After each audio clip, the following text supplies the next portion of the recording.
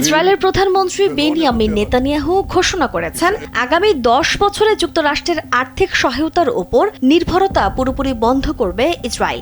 $38 billion বর্তমান সামরিক চুক্তি থাকলেও নেতানিয়াহু এই সহায়তাকে দান হিসেবে অভিহিত করে তা বাতিলের ইচ্ছা প্রকাশ করেছেন। আগামী 10 বছরের মধ্যে যুক্তরাষ্ট্রের সহায়তা ধাপে ধাপে সম্পূর্ণ বন্ধ করার একটি পরিকল্পনা নিয়ে প্রেসিডেন্ট ডোনাল্ড ট্রাম্পের সঙ্গে আলোচনা করেছেন নেতানিয়াহু। 2016 সালের চুক্তি অনুযায়ী 2019 থেকে 2028 সালের মধ্যে যুক্তরাষ্ট্র ইসরায়েলকে $38 বিলিয়ন সামরিক সহায়তা দিচ্ছে।